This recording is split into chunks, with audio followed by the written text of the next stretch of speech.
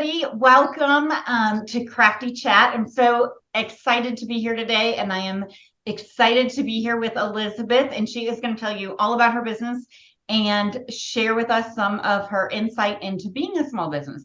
So thank you so much for being here, Elizabeth. I really, really appreciate it. Well, thank you for having me. I'm thrilled to be here. I'm honored, actually. I feel very humbled. Well, I do as well, and I think bringing these, this is just my second one, but the first one just such a hit, and people are just loving getting to know people and getting to know their stories and the tidbits of advice and stuff that come out of it. So I know I have learned a lot on these, so I am excited for today. Can you tell us a little bit about your business and what you offer? Well, sure. The name of my business is Ellie's Attic. And to be honest with you, I'm still trying to define what I actually do or am or whatever. And I think that there's going to be pivots along the way all throughout it. But I think we're small businesses and creative. Yeah. That's the way it goes. Yes. I started during the pandemic. I have anxiety really bad. So I started getting very anxious when we were on shutdown. And I found the craft videos to be so calming. I would just watch these wonderful creators like Barb at the Shabby Tree and Lee Valentine with Turquoise Valentine, and then Chalk It Up Fancy. Those were the three that I started with. And those videos just made me feel so much better. So I started crafting a lot, which I had done a lot of prior, way back in the archives of my life. I had done that. And I loved it. I just got away from it with being a working mom and all that. So fast forward, I was building quite a collection of all these creations.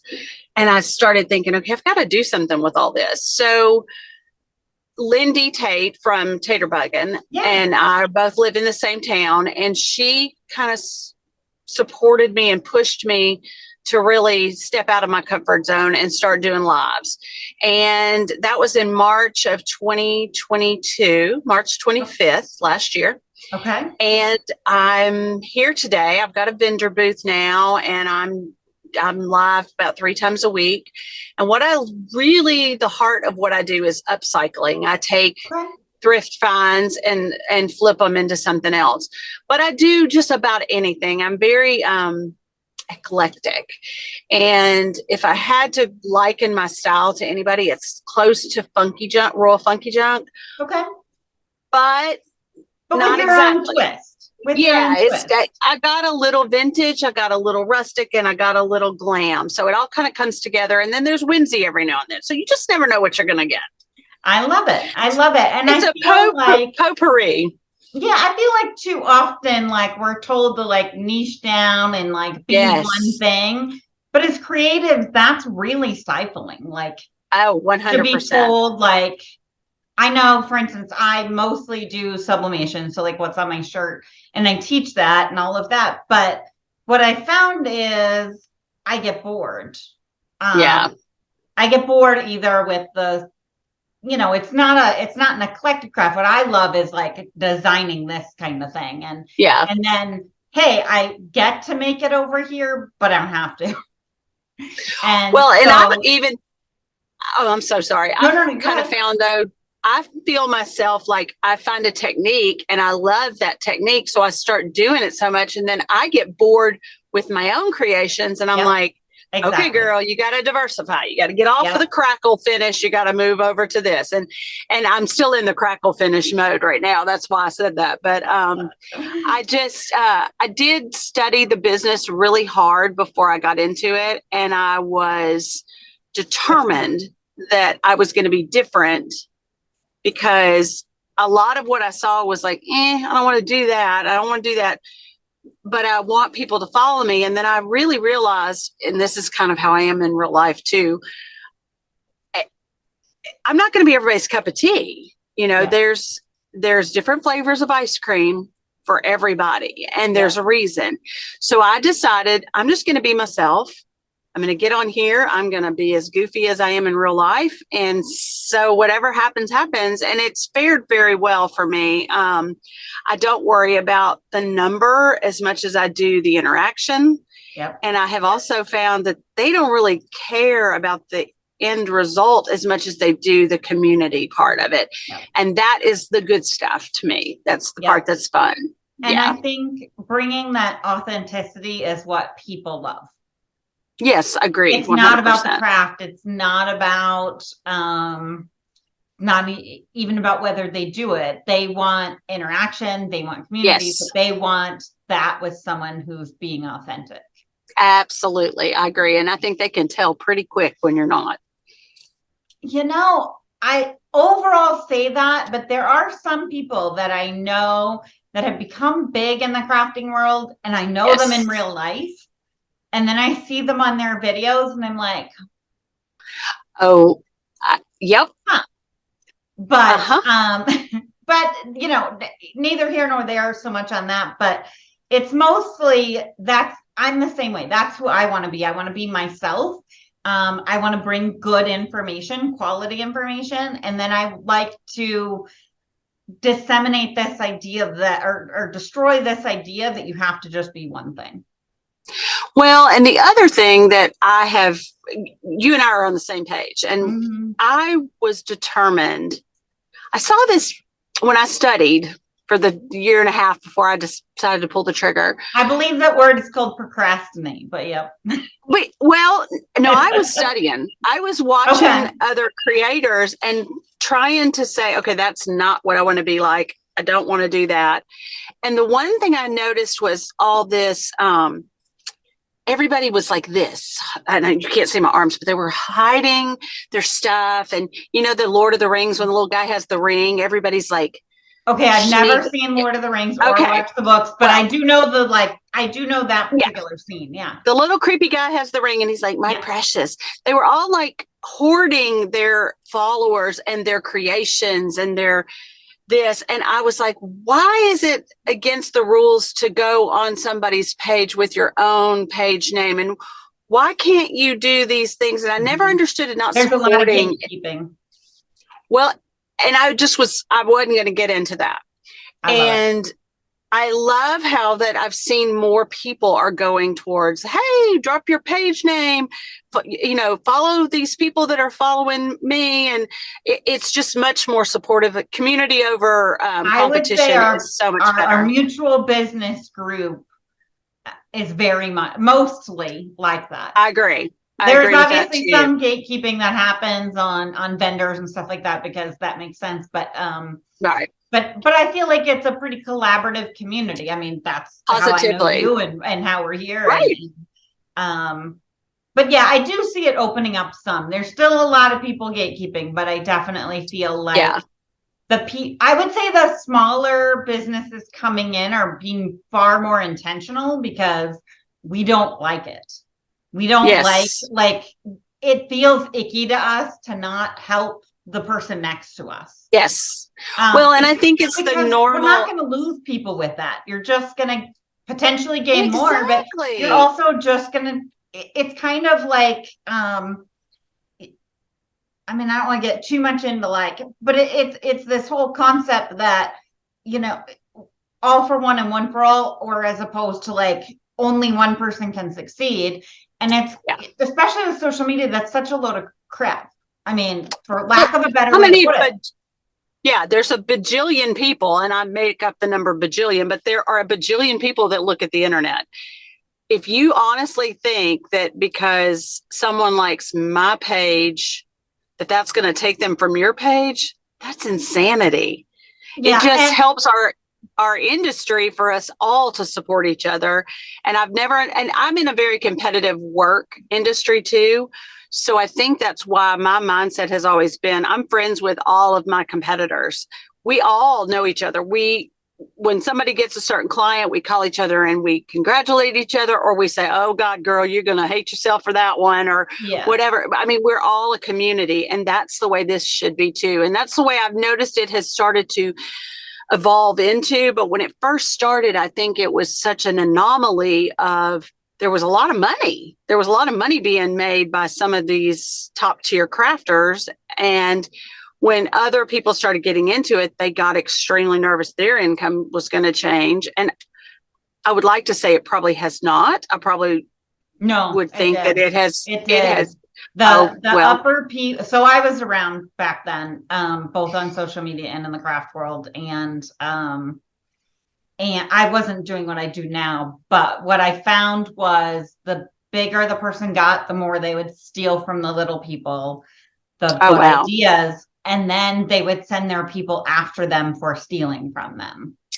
Yes. Like I experienced that more than once. Like I'm not going to name any sort of names. I'm not. No, me either. Well, I have no idea who did it to that consistently happened to me from people I thought were friends of mine. But they were big in the crafting world, and it took me a long time to realize. One, I was never going to be that person. I don't care how many times and how many crappy things happened to me. It was not who I was going to be. I wasn't going to be that person. But what I learned is, as a smaller business and someone who was doing this through a lot of trials, like surgeries and stuff like that, and moving and all of that, is I'm not willing to be the gatekeeper of all their stuff.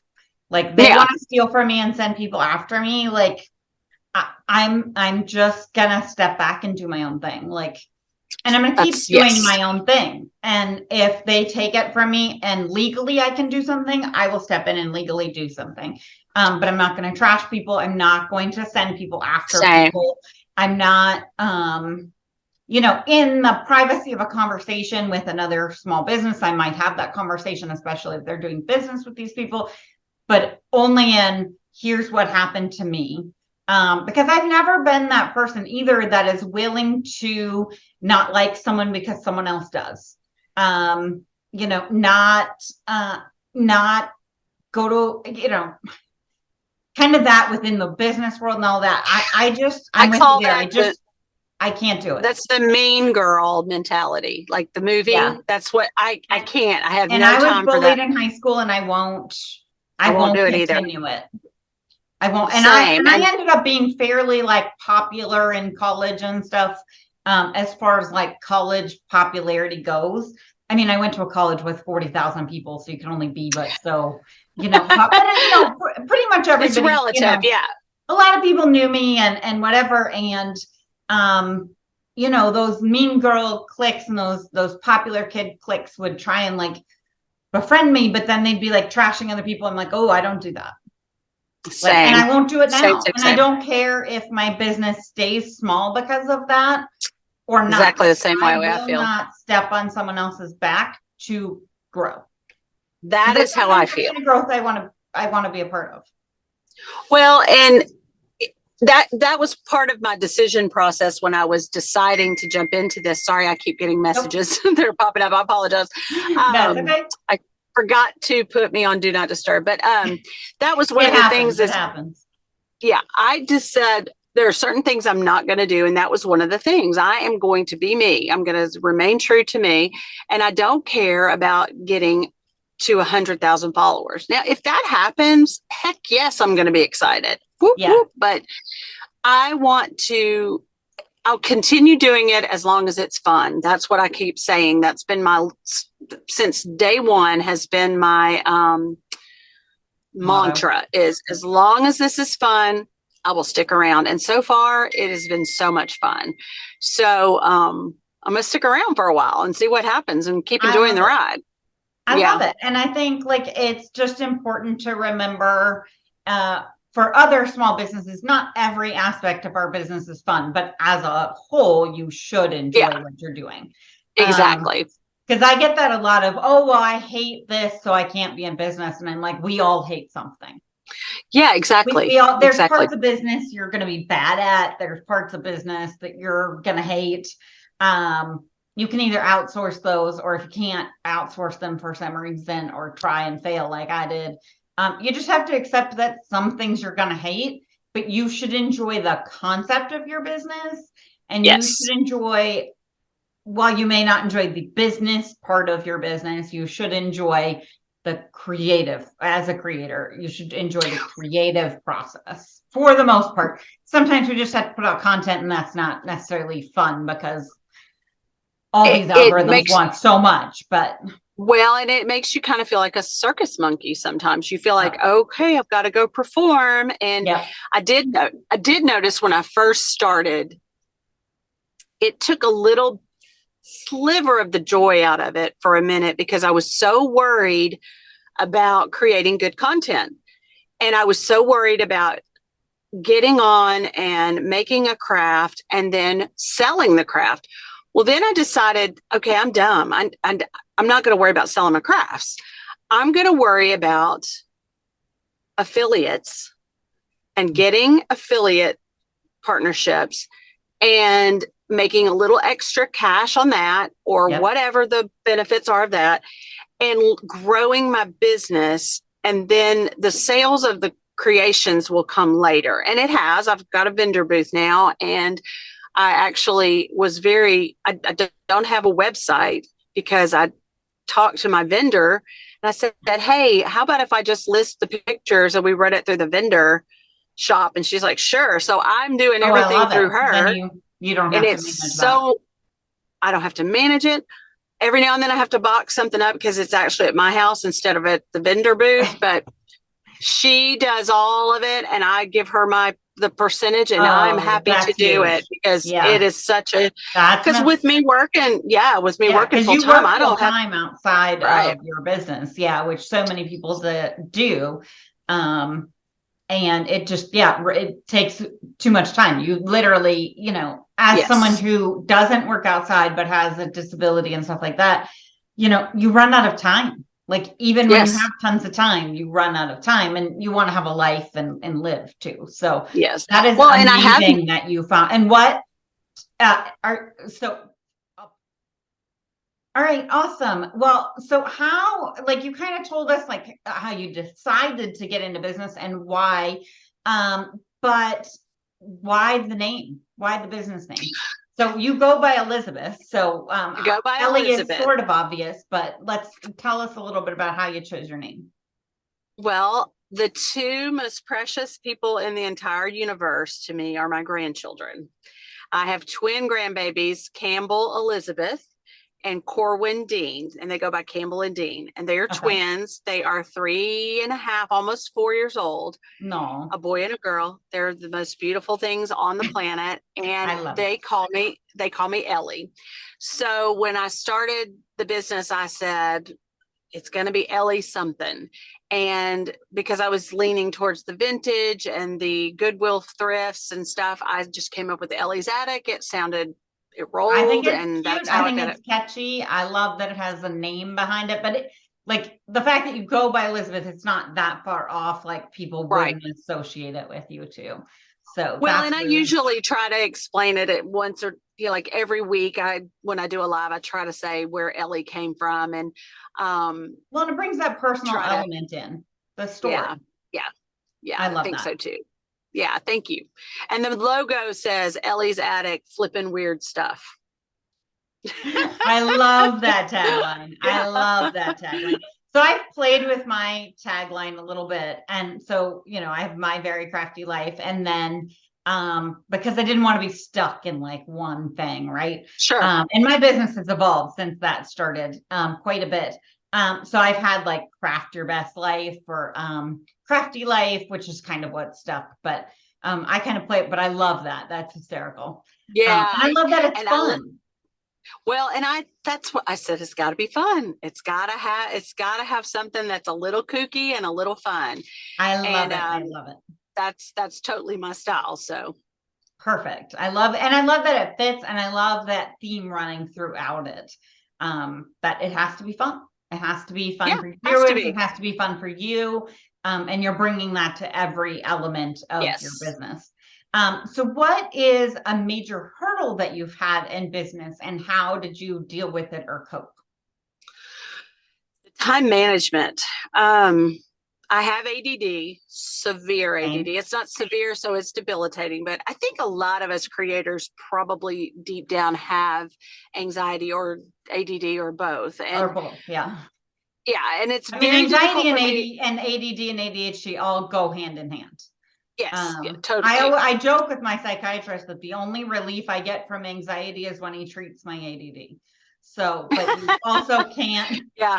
I'm like, so however long we can extend where I can still sleep at night, Yes. my ADHD stuff, like, can we do that? Because because they're so intricately linked. It's really, I know not everyone with ADHD has anxiety, but especially in women, and most of us were diagnosed a little bit Yes. later.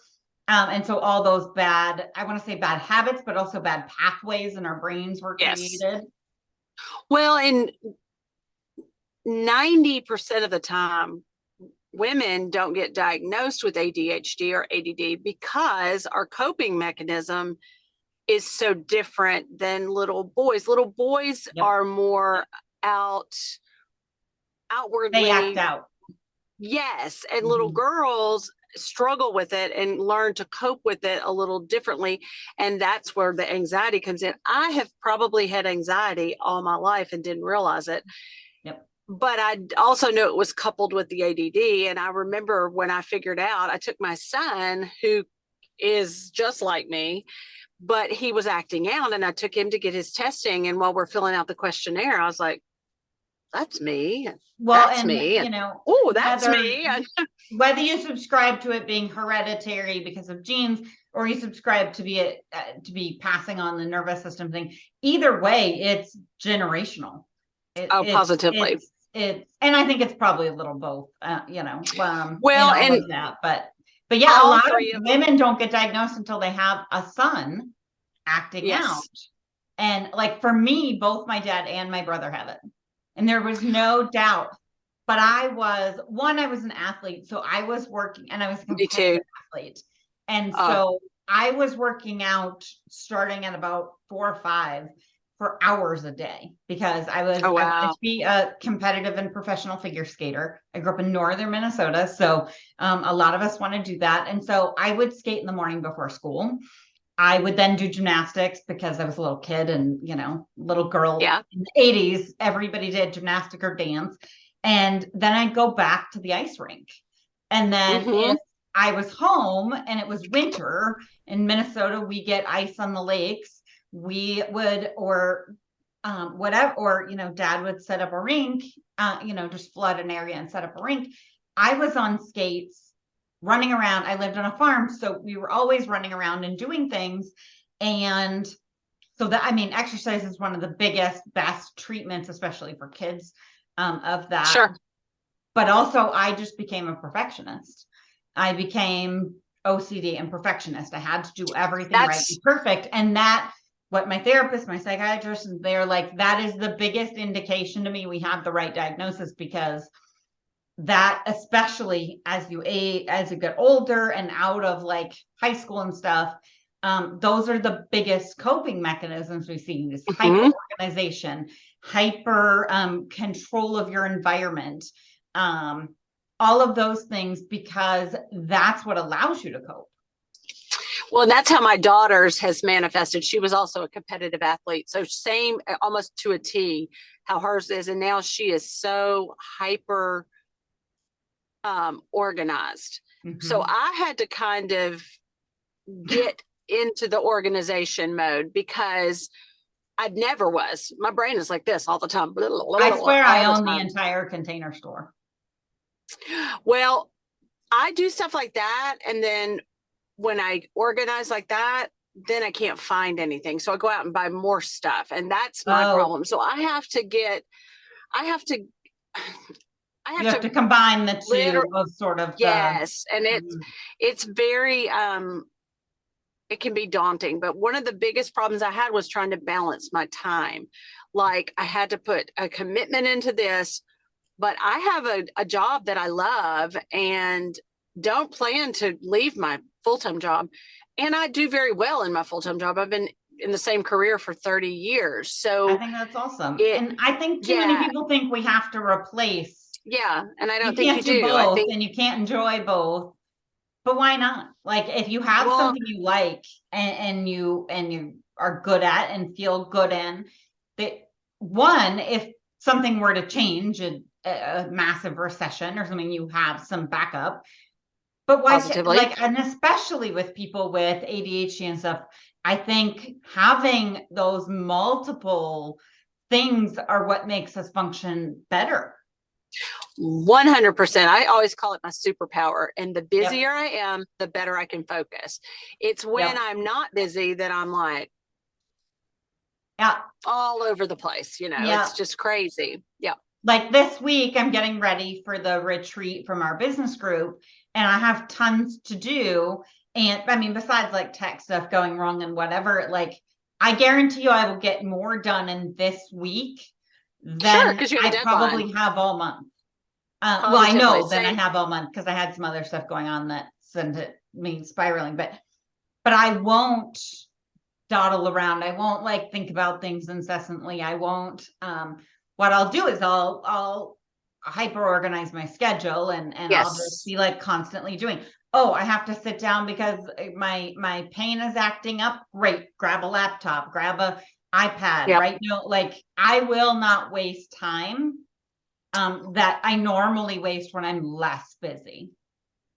Well, and a lot of the things that in our coaching group that we have gone through together, a lot of the tools that she's given us have helped me tremendously. And one of the strongest ones is the brain dump that I do every morning. I wake up and I have this little notebook right here Okay.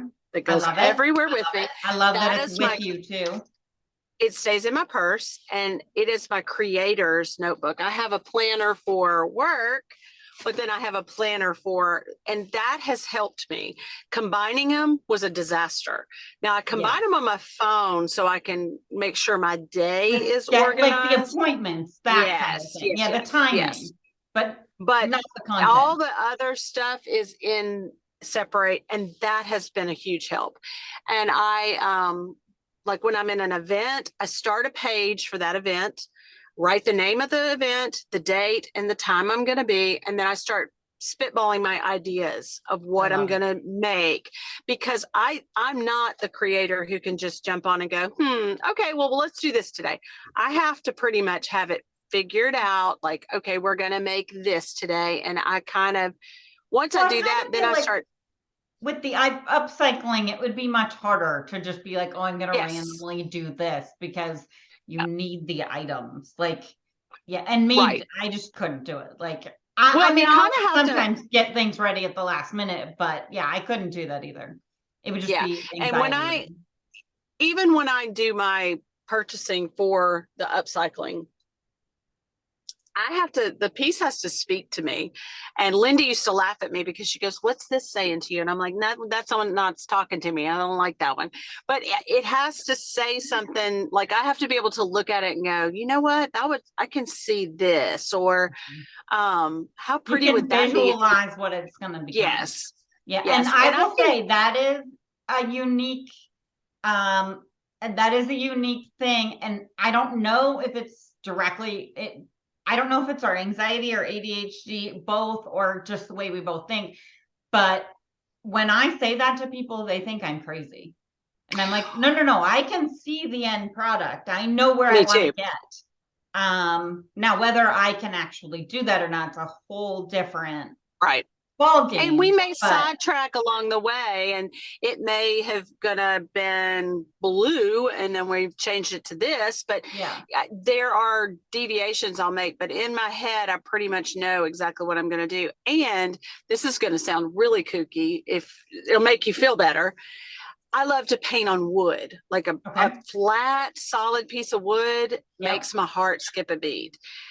I can it would make mine skip a beat too, but only because I have no idea what to do with it. Because I can paint, that because I cut it up and whatever, but I could not. I took 4 years of art of painting in high school and painting and sketching and stuff from a professional, like a nationally world acclaimed professional artist. And I don't think I could paint stick figures to save my life. She eventually just gave up on me, and she was like, just have fun. But I can't do it. I don't know. I'm not not my a thing. great artist. If you want it to look like a portrait, I ain't your girl. But if you want it to be quirky and fun, I can do a whimsical or whatever. And I can look at a face or an animal and I can see the shapes. Like I can see that the face is an oval and the eyes are and that's how and my brain breaks it down that way. And I Okay. don't know if, like, I'm good at visual stuff. Like, I have to see things to learn them, and Yep. I have to actually touch them, feel them, do them. So I can listen to you talk about it, but until I get in and actually do it, it doesn't make sense to me. So maybe that's where that comes in. But when I look at like if I see a donkey and I'm like, oh, I want to paint that donkey, I have to study it and break it down in my head and I can see it. So then I can do it, but Yep. it takes that second of going, okay, I Right. got it. Yeah. Yeah. So And when I I look can at a do piece of that. wood, I can do yeah. that. I just need a computer mouse. But Oh, see, but it's that's a baffling that difference. we both can visualize that end product, even though we get to, I mean, obviously different places, but Everybody's we path both is, have that yeah. concept. Yeah. And even though we Yeah. And developed the skills very differently. well, and I think if you really talk to all creative people, I bet they all have a similar process that is like that of No, I some get looked sort. at quite strange when I say Really? I can visualize. It's yeah, I thought it was too. But I was at a couple of conferences and they're like, "Oh, what are you going to do with this?" And I was like explaining, like it was like pattern vinyl or something. And then they're like, "What are you going to do with this?" And I was like, "Well, I'm going to do this, and then I'm going to do this, and then I'm going to do this." And they're like, "I just thought it was pretty," and I'd figure out a project. And I'm like, "Wait a minute, does everybody not look at it and see the end product?" And they're like, no, unless I put it into a program or I lay it out or someone has shown me, I don't see that end product. And Wow. That's weird. and and I don't know if maybe that's the difference between a crafter and a creative. Now, I don't like to That's gatekeep artist, maker, crafter, creative, whatever you want to call yourself, you are. I'm not, I had the word artist gate kept from me because I don't paint. I can't sculpt to save my life. Like I went to a high school that I went to private high school, and one of the things that just sort of happened for them organically is they had these amazing artists enroll. Like I'm talking leave high school or in high school, they're in galleries in New York selling for lots of money. That was not the point of my high school. It was actually a very rigorous academic high school, but they just happened to have this, and the art teacher was an artist, like an actual working artist, and then they brought in like an actual like high end pottery teacher who was actually a high end artist. Um, and I was basically told like I wasn't an artist because they don't do it in a typical format. Now, you give me a computer, a mouse, and my brain, and I can, and a decent program, and I can come up with some pretty cool things that I don't think other people could do. Um, whether it be like an SVG or something more complex, or you give me a camera, I can do the same thing. Um, but I was basically told because I do it digitally, I'm not an artist.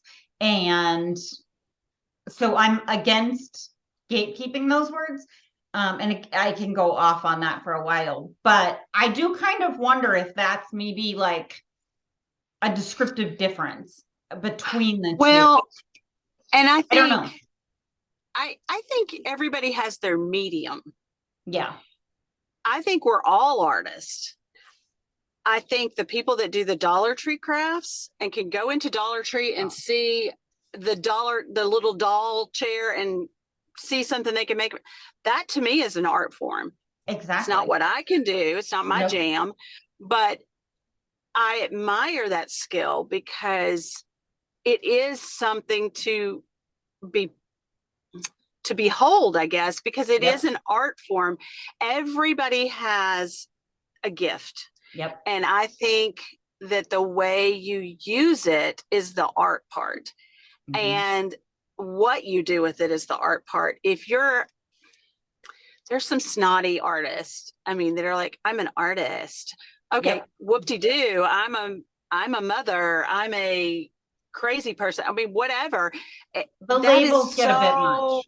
yeah, it's so silly to act like because you do a certain form of creating that you're better than anybody else. No, we're all creating.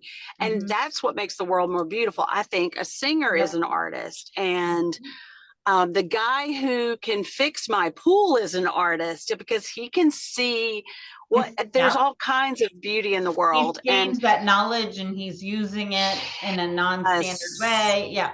yes. And the guy that works, I do a lot of rescue animal stuff, and the guy that can look at a dog and can figure out what that dog is thinking or feeling or what, he's an artist to me Yep. because he's got a skill set. So I just feel like that is such an overused word, and it's kind of silly to think that you're in life. I've never thought I was any better than anybody else, nor do I think I'm any more talented than anybody else. I think everybody's got something to bring to the table, and I agree. that is what makes the world beautiful Yep. I to love me. that. I love that. And that's, Yeah. very much along the lines, and especially like um growing up, I felt, I was competitive athlete, and that evolved. We left Minnesota, we moved to Virginia. They did not have figure skating here. I mean, they had one rink, but like the coach, I told her like what level I skated at, like where I competed, like every year we did this huge, massive skating, I don't know, debut thing. And we always had like a Olympic level skater as our like, headliner or whatever. And then we'd skate with them and we'd get to know them. And then I moved to Virginia and they didn't really have anything that could work for me. I was way beyond what any of the coaches here or anywhere nearby could do and help me. And you need coaching at that level. It's not one of those you can Sure. figure it out yourself. You need coaching And at it's every unsafe. level. The what? Everybody needs coaching at every Yeah. level of life. Yeah. You're never Well, that's tapped why we out see on being professional better. athletes with Yes. coaches. Like we Yeah. see the world's best, Messi is like one of the best soccer players in the world, has coaches. Everybody And does. so everybody has it. But what I found is those labels were ridiculous. And Hmm. they were used to push people out and to exclude and to put people down. And I just Absolutely. it kept me from doing what I love, which is digital art, for a long time because oh, I'm not an artist. I create these elaborate things over here in designs and make them for people and for business, but I'm not an artist. I'm just a crafter. I'm just anyways, Yeah, it gets I don't I'm with like you that. on that, and it Yeah. gets under my skin because I think we're so easy to label and exclude. And why? What good is it doing Well, anybody? and what bothers me about it, and it goes back to when I studied before I got into my opening my or starting my page. Can't stand women not supporting other women. It is Mhm. so easy to tear your sister down. Help Yep. them rise up.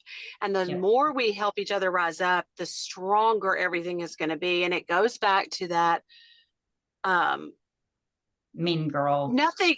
Yeah, opposite. but Yeah. nothing is an original thought. I remember at the very beginning, I watched these creators have a little tit for tat back and forth on Facebook over a tree that was made out of wood shims.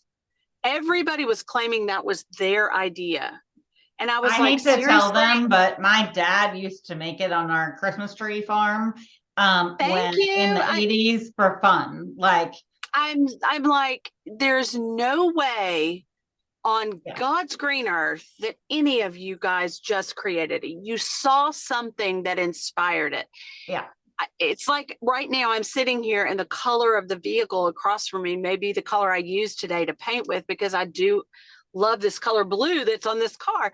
That's my inspiration. There's Mhm. inspiration everywhere. It's Well, never your original idea. and you hand someone the exact same things and it's not going to be identical. I mean, Everybody's going even to do something different. and one of the big things I point out to people is like a cutting machine, right? I can give you the same vinyl, the same file, the same machine, the same colors, and the same thing to put it on, and it will not look identical to what I make. Because You will everybody's going line to it add up slightly their touch. differently. You Yes. will choose a different color for this versus this, and choose to use this Positively. color differently. Your perspective will be a little bit different. So you can give identical things to people. And I mean, I think those paint parties where like everybody's painting the same thing is such a good social experiment. Yeah. You know what I'm talking about? Like you go to those studios and everybody is gonna, the artist I've is gonna walk you ever, through. I've never done it. Oh, I haven't either, but I see the pictures and not Yes. one looks like what the artist did. Never. 100% agree. Everybody's And got their own not one looks style. like the person next to them. And they That's were all right. given the same paint, the same instructions, the same time, the same everything, but their perspective was different. And I mean, and when we teach and when we, or just create and talk to our community and stuff, our perspective is different. And you and I can go on, make the exact same thing. Our videos will be dramatically different because my perspective on Positively. life and on art is going to be different. And what I'm going to talk about and share and whatever's going to be different. And that's where, yeah, I don't get the Mean Girl Club, Yeah. unless you blatantly stole. Like there are people that just blatantly steal things and relist them, and that's completely illegal. But you know, a lot of times I get into these like trademark groups, trademark and copyright groups of people, other artists on Etsy coming after people for the same saying, which you can't gatekeep. You How cannot can you? copyright a trade. You cannot copyright a generic saying, or you shouldn't. And if you haven't, you have no right to tell the other artist they can't do something similar. And so yeah, it just gets into this pissy mode that I'm like you. I've just It's, been unwilling to contribute to or be a part of. well, and at some point, that's such negativity. Mhm. It pulls you into it. And I don't have time for that. I am not living that life. I am Yep. moving forward. If you want to get mired down in the negative or in the mean girl club of Mhm. so and so spoke to me just a little too this way, I don't have time for Yep. that. We're Yep. grown. Yep. And I you didn't have can't. time for that when I was 13 and Yeah. everything. Like, yeah, it's just Well, and honestly, never been I who don't I think I was, did. and I'm refused Yeah, to do it now same. as an adult. Well, and I've always had more guy friends than girlfriends because I just couldn't fit in with that whole culture. It just wasn't my jam. Yeah. All right. So now that we've heard a little bit about like what your business is about, what you do, I am curious, what is your favorite craft to do? Like, it doesn't even have to be what you do in your business. Wow. It might be something you do once in a blue moon. But what is like your favorite like craft that you like to do? That is a great question. Probably if I'm going to sit down and just, I love to paint. I love the feel of the paint. It doesn't, not necessarily painting a picture, but painting anything is very calming for me. It settles my nerves. It just makes me in my happy place. I like surfaces, like Okay. painting and building and texture and Okay. things of that nature. So typically my go-to, like if I walk in and I'm just like, I need to create something, I'm Yeah. going to grab a surface and a paintbrush and I'm going to get started. So So something along painting that kind of, lines, but not yeah, necessarily painting, conventional.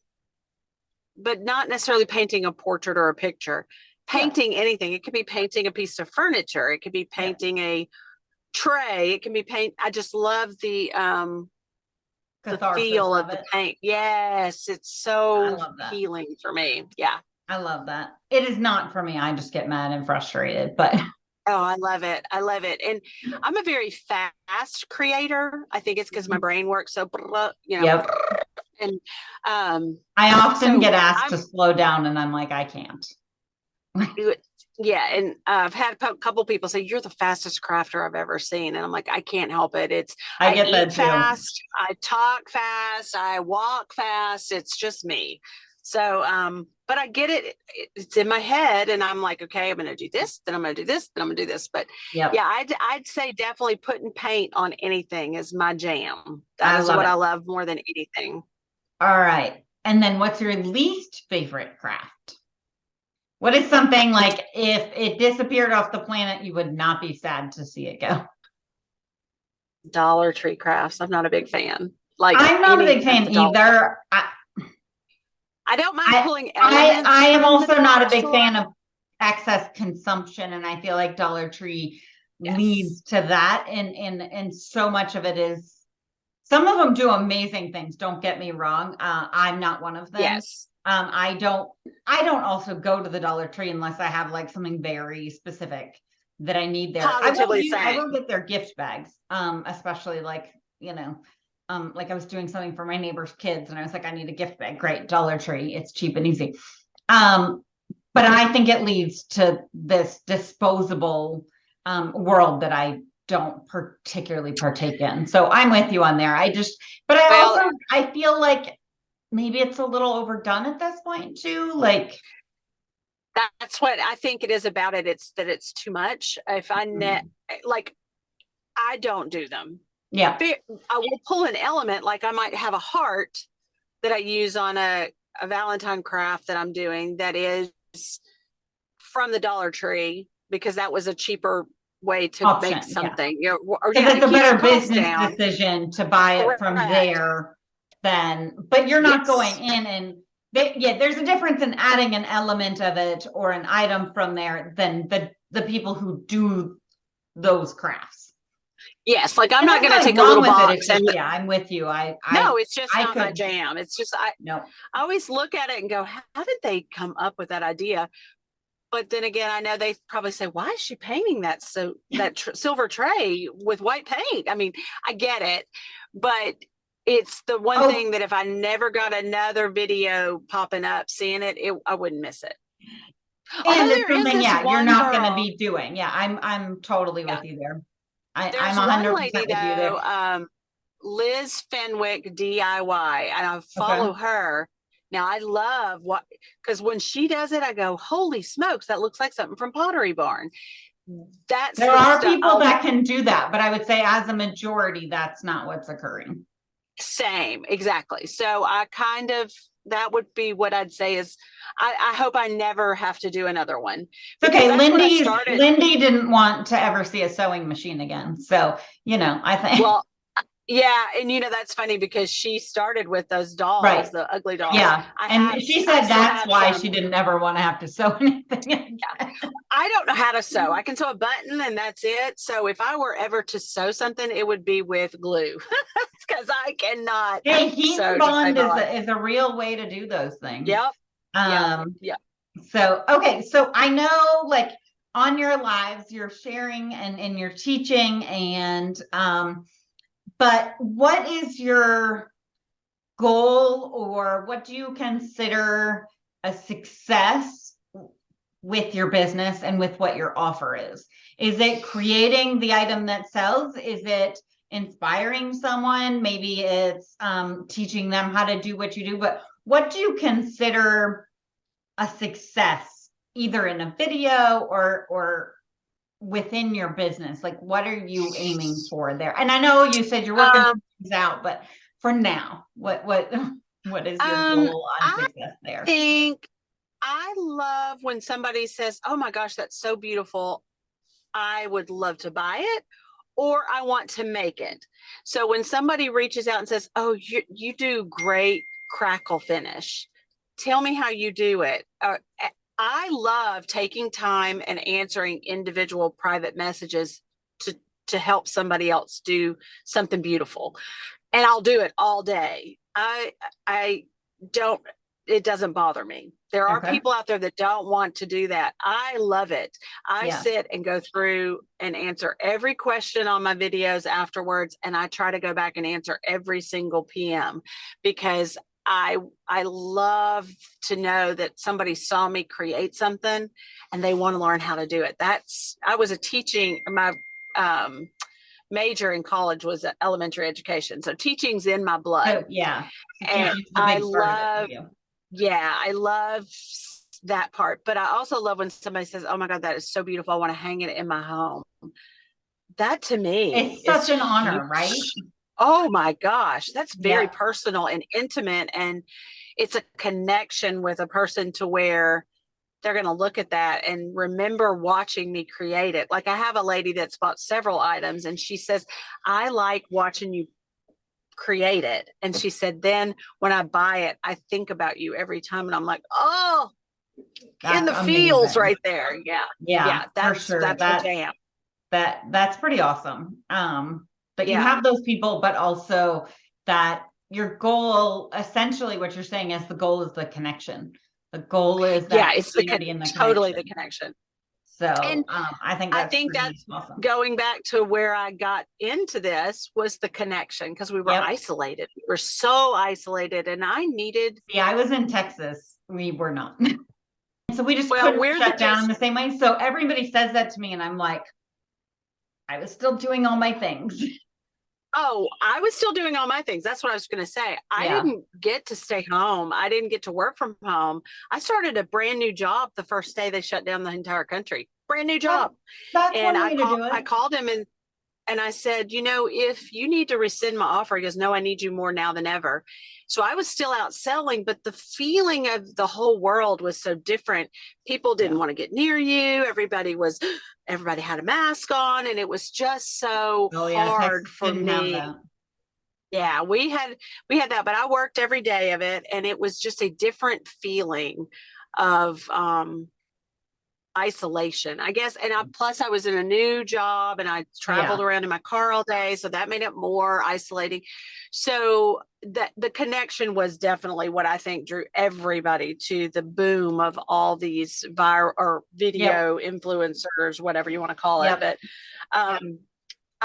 it definitely filled a void. And, I'd loved like during the day, I'd be driving around making my sales calls. I go, oh, there's Goodwill. I can run in there or whatever. It was Right. fun. And it's a hunt. I love the hunt of shopping. I've always said that I've stalked my prey. I'll go and look at it and see if it goes on sale next week, and all that. Yeah. So, but yeah. Well, that's cool. So what Yeah. is the current goal or dream for the future of your business? Where, you've said you're not leaving your current job, you love what you do. So what is your current goal or purpose or dream for your business? Specifically. I want to continue to grow my page. My Okay. page only has like 6,500 followers. Okay. No, if 6,500 people showed up in person to watch you paint, you would be overjoyed. So the word only, I would have we get to cut out the word only. That's 6,500 people willing. 6,500 people have chosen to follow my page, and I think that's awesome. Yeah. And my goal is that by my 1-year anniversary, I want to hit the 10K mark. Of course, I may or may not. At this pace, I think I'm going to do it.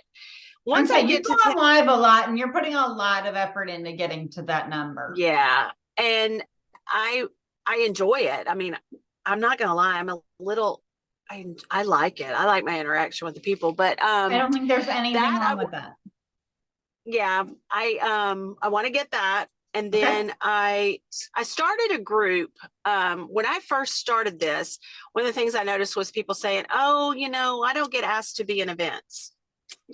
And I said, well, then why don't you just do your own event? And they're like, oh, you can't do that if you're not in a group. And I said, why? So I started an event. I started my page in March, and July 1st, I did my first event. Everybody was like, oh, it's too complicated. I was like, it's not complicated. You just share the videos. It's easy.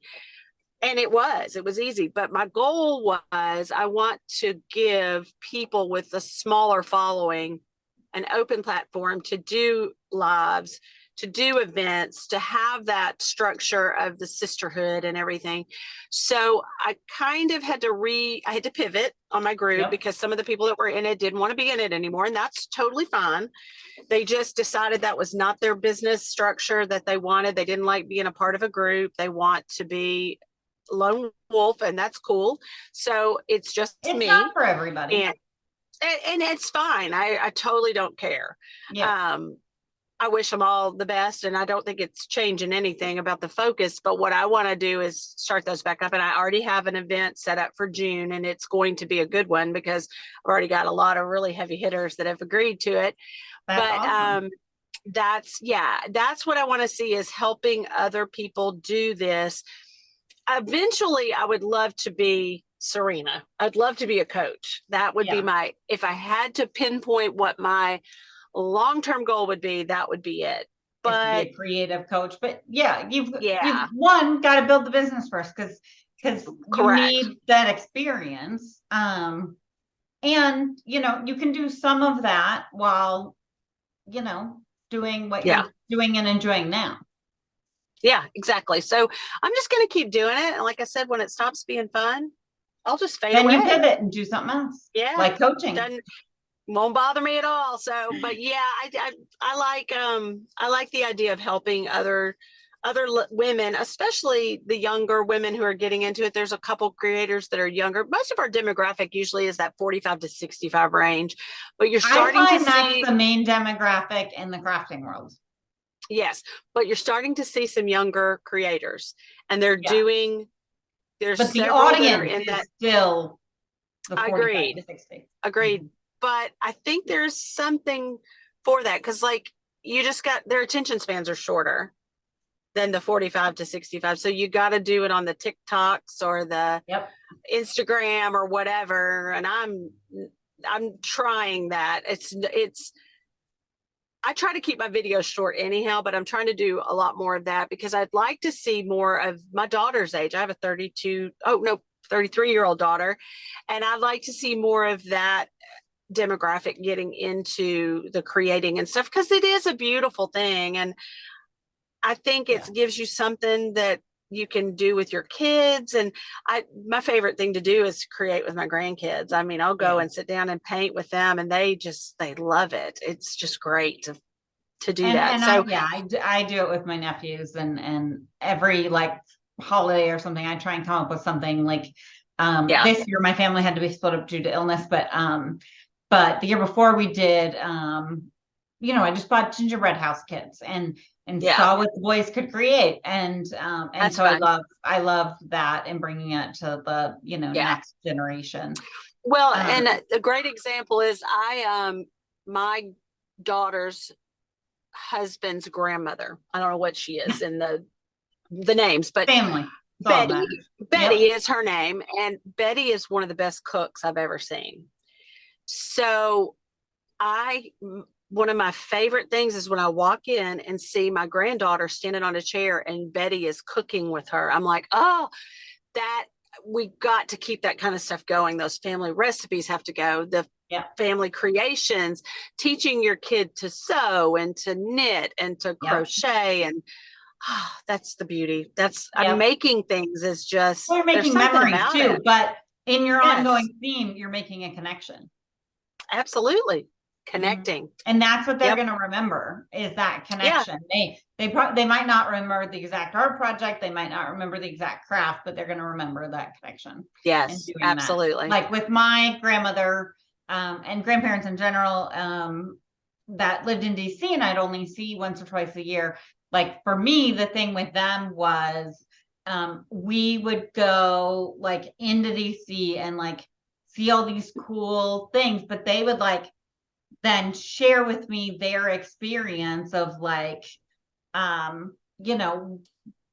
presidents being inaugurated and being there, whether they liked them or not. And then they'd share they were very politically involved, and And so they would, they would share all these crazy, I don't want to get into their lives too much, but like my grandfather was one of the first TV camera operators. He was an electrical engineer, and he was with one of the first TV channels, and got to do that. And so he got to do some like cool monumental things, and he would like bring me there, and he's like, this is what I could do. And so for me, the connection was, now I go to DC and I'm like, near the Washington Monument, and I was born on the 4th of July, and I spent one of my birthdays there when I was That's young. cool. Yeah, and the entire lawn sang me happy birthday, like before the fireworks, like while we were waiting. I was so cool. young, I was convinced it was all for me. I was somewhat joking because I was used to it. I grew up in a small town, but it was a resort town, and so July 4th there was huge, and stuff. And so I'd always joke it was all for me. Well, I was around thousands of people, and like I think my uncle and my grandparents were there, and we're like had cupcakes and we're singing me happy birthday, and like everybody joined in. So like how many people have like the entire lawn in DC on July 4th sing them happy birthday? That's right. And so so it's about the connection. Like I couldn't tell you where we were besides that, like, but I have that connection to them with what was a part of their life and important to them. And then they shared that with me. And so while I remember a lot of their stories, but I don't remember the exact thing we were doing. It was about with them on some, essentially an art form that they loved, which was being a part of change and community and all of that. And you're doing that now with art. And I think that's really well, cool. And I tell a lot of stories on my lives. I don't know. Have you watched my lives? I've watched a few. Yep. Mm-hmm. Yeah. Yep. And I did my homework. I was going to say, good answer. I do try to tell a funny story, and it's always an off the wall story, but I also always try to, I work with a very specific group of people. Temporary staffing is what I do for a living. So the people that I work with are very poor, very different lives than we have. And so I always do a little educating in my own way, but with a soft touch. I don't believe in hitting people between the eyes with your beliefs, but I do try to say, think about it like this. And so I always have those kind of things in my that softer perspective in. Well, and that's how I am in general. Like, all right. So, what is your favorite crafting item or piece of equipment? Like, what could you just not live without? A dryer. My Tim Holtz dryer. That thing is the best thing ever. Because then you can paint faster, right? Like you can paint faster. Yeah, because otherwise it's literally watching paint dry. Exactly. And I always apologize, like, sorry, you're all having to watch paint dry, but I had one and it was so ridiculous. The cord on it was like maybe 6 inches long, and I'd sit there and sorry. And then I got a different one, but it was so loud. Well, I got that Tim Holtz dryer and I was like, oh my goodness, this is the greatest thing ever.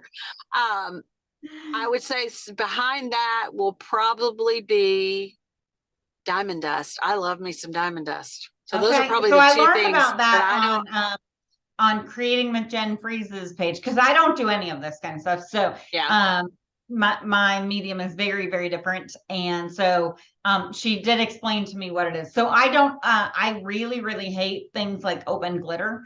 They don't have a place in my house, or because they're messy. I don't like glitter, but I love diamond dust. But like that, I want to say like things that can make a mess like that. It's just not, it doesn't bring me joy, happiness, any of that.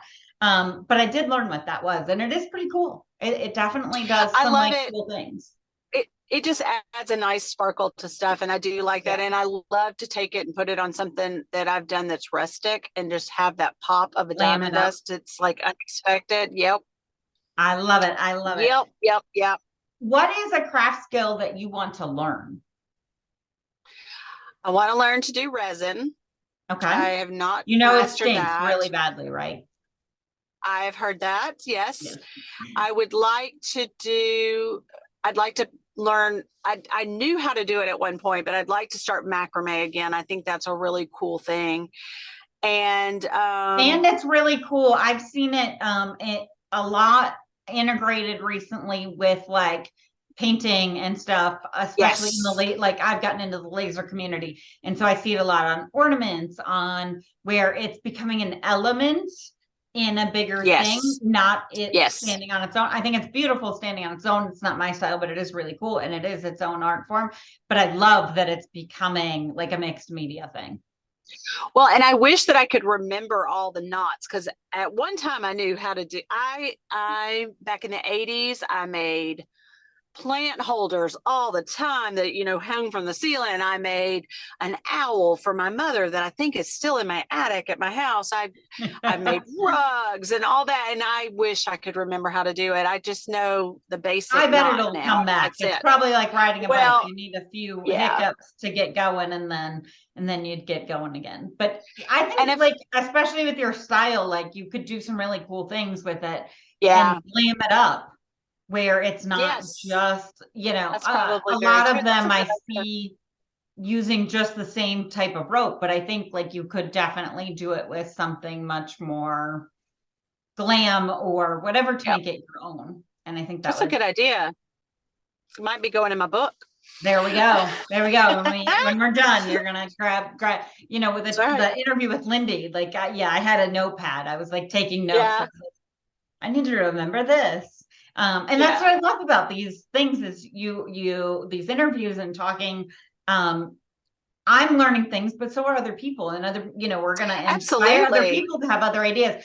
So, like we brought up mixed media with macrame, and then someone's gonna go do something super cool that we would have never thought of. Fabulous. And Yes, that's what that's right. that's one of the things I just love about connecting in the crafting and artist community in Yes. general.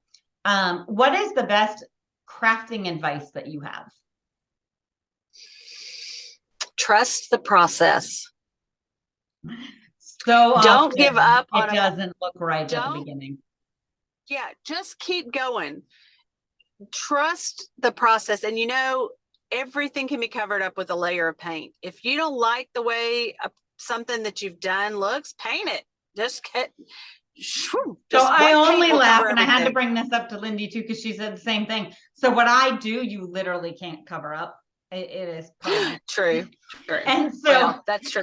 I love when But you everybody's have like, to just trust cover them. it up. And I'm like, we can't do that. Well, you have to trust your process then. You do have That's to my trust advice process, to but you. also I just remind everybody it's okay to make mistakes.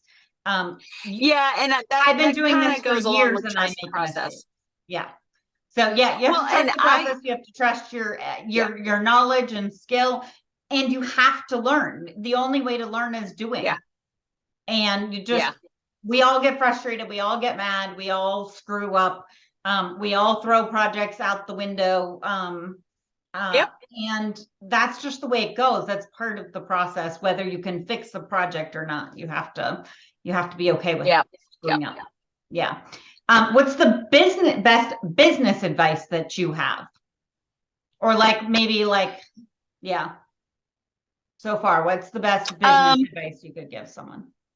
Don't do something because that's the way everybody else does it. Figure out your own solution to your problem. Yeah, I mean, like I don't have a website. Like I was saying, I've got my Your vendor vendor booth, does and it for you because that's that not something you was want to my manage. solution to not doing that, because I was going to do a Shopify and do all that, and I started looking at the cost, and I was like, okay, I don't have the time to devote to those things. Yep. And I don't, so I said, well, I'm going to try this. And I talked to my vendor, and she said, yeah, let's do that. That's easy peasy. And I was like, great. Going We've already outside the sold. box of, Get of out of the what box. everyone's doing. Don't just, because we've always done it this way is the worst phrase ever. Yep. And I just am going to do my grow own in that, and you won't grow in that box. No, I don't care what anybody's telling you. And I made the mistake for a couple of years of listening to that advice. Oh, you have to do it this way, and you have to do this, and you have to build this first. And I can tell you, my views, like let's take YouTube versus Facebook. My effort and time into YouTube has been comparatively minimal to Facebook. yet I'm getting more views, more subscriptions, more people. One, I think it's better audience for who I'm trying to reach Yeah. at this point, but I made the mistake of taking the bad advice that you need to build this first before you can build this before, because those people are, my favorite word of the day, are gatekeeping. They are trying to keep you Yes. from being competitive with them. Well, and some of, They are not trying to help you. yes, Mhm. I agree with that 100%. Some of the worst advice I've gotten is from some of the older, and I say older not as an age, but as Yeah, in they've older. been doing it. Mhm. Like for somebody to say, I've had my art business for 10 years. Okay, great. I am sorry that you've only gotten to the level of success you're at. I Right. understand that, but maybe I have a different idea that might work. And that's what Yeah. that's the way I like to approach it is all you can do is try. If you fail, you just pivot and go a different Yep. direction. You've got to be willing to embarrass yourself, I guess, for lack of a better way to put it. But it is what it And be is. just And real with yourself when things aren't yeah, working. Like I've yeah, definitely, like I took some time off my business and because I was not happy enjoying it, but I also had some stuff happening. And what I realized was I had taken a whole lot of advice from people who didn't want to see me succeed despite them saying they me did. too. Um, Me too. and And then that's, held oh me my back. gosh. And I was putting the wrong effort into the wrong people and the wrong time. And I didn't need to give everything away for free. I didn't need to spend all my time doing these things. And I could have boundaries. And so as I come back into business, I'm like, I don't want to do it that way anymore. It doesn't Yeah, bring me happiness, it doesn't bring me joy, but also I don't want to be them because I want to support other crafters. And like that's where this right. Crafty Chat idea came for is I wanted to find a way that I was outside of like doing the Divas Get Crafty group and helping with that. I wanted to find a way to bring to light other people building their business, whether they have 100 followers or 100,000. The people who might watch me are going to be different who watch you. And I really just wanted to build that up. And I this was the way I came up with, and someone said, oh, well, this person does this, so you can't do that. And I'm like, there's millions of crafters in the world. One person doing it is not, but I didn't even know Exactly. someone else was doing it. Let's start there. And then two, it's like, that's not going to stop me. But it's I Yeah. have a different audience. I have a different approach. I have, theirs is a much more formal interview. Mine's a conversation. Neither are wrong. Both Yeah. are, doing something It's, for the to you're build people using up. you're using your tools. You're artist right now. Yep. You're using your medium the way you want to. I agree. All right. So this one is always near and dear to me. What is one stereotype within like the artist or craft community you don't fit into? So for like, I'll give you an example. For me, I am hyper organized. And as you can maybe tell, I do not function in mess, but most crafters are like, my craft room looks like, it Oh, exploded. girl. I have to have, That's what and that's fine too. But it's a stereotype that if you're a crafter, you have to be messy and you have to be, that type of thing. Like, and being an artist, I'm a digital creator. I don't, I create digital art and I occasionally print it and put it on things, but I don't fit the typical artist because I rarely pick up a paintbrush or a pen or you could see what I do when I pick up a paintbrush or a pen. It's really tragic. But I don't fit those like typical stereotypes. So is there a stereotype that you just don't feel like that's out there in the craft or artist world that you don't feel you fit? No is I don't also. really know because I think it's such a unique group of individuals that I don't know that there are a lot of stereotypes. I mean, I am extremely messy. I mean, my craft room looks like Picasso threw up in it. It just And makes me want to come I organize told the you, craft room. yeah, well, yeah, you would walk in and walk right back out. You'd be like, peace Mhm. out, I'm out. I used to be a professional You would be, organizer. I like love organizing people's stuff. Yeah. Well, the problem with me, and now, like I said, is I organized, but then I forgot where I put it. And so it's like, damn, I gotta go buy another one now. But I don't really know that there is a stereotype that I feel. It's been such a warm and loving experience for me. I'm having a very different experience than a lot of my friends have told me about. Definitely a different experience than I've had. Definitely. Yeah, I have had a very welcoming from some of these really huge creators have shared me on their page, invited me to their private group, and just done all these warm and wonderful things. I've just not seen anything that I would think is a stereotype. There's I've heard a lot of like what you said with people that are not genuine, but I usually weed those people out pretty quickly. I've had a few recently that it took me some time to figure out that they weren't as genuine as I thought. Yeah. No fault to them. My fault for being a slow learner, and no fault to them. They can go do their thing, but they weren't. I don't really know.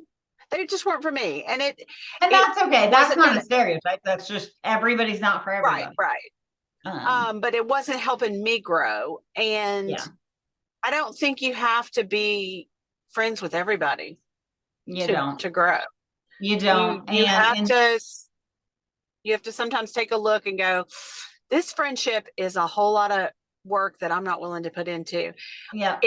And business relationships, you don't have to do them all. Positively. Even as a small creator, I think that was one of the biggest mistakes I make, was saying yes too often because someone was bigger than me. Yes. And thinking it would help me, and it never panned out that way. They got out of it what they needed and wanted, and it was not healthy for me. Now that was on me. This is why I don't ever name names with these things, is that was on me for not having boundaries and expectations and clearly communicating them. Because for me, I would never treat someone else that way. I would never do that. Let's just put it that way. Right. And they just didn't care. They wanted what they wanted out of it. And so I think it's important to learn those boundaries for yourself. Yeah. And I think life and business, but absolutely. And I think one of the things I have been surprised at is some of the people that have been doing this for so long, they feel like they can't learn from somebody who's been doing it for 2 weeks or 2 months. And I disagree. I think everybody's got knowledge to share. And some of the people that I've learned the most from have been these newer creators that have just started. They know more about the inner workings of some of the stuff on Facebook than anybody. And like I said, in our business, I will say just quick to that, in our business group, I was having a really hard time because I'm maybe on the younger side of most people. And so I know all the answers to the technology. Sure. But I felt like a fraud, because who am I to tell these people with 1 million followers what to do? Except they didn't know how to turn on their camera properly. And I did know that. Right. And so I think it's also getting over that concept of you can contribute no matter how long you've been around in your own way. Absolutely. And have respect. You can't tell someone how to go get 1 million followers, but you can tell someone, for me, I can tell someone how to use all their technology things, and workarounds and fix that. So, yeah. Well, thank you so much for sharing everything today, and being so open and honest, and sharing what you've learned over the past years as you've been growing your business. And I think there were just so many good gems in here today, especially for someone maybe scared to get started, or nervous about getting started, or like me, restarting my business. So I think you have.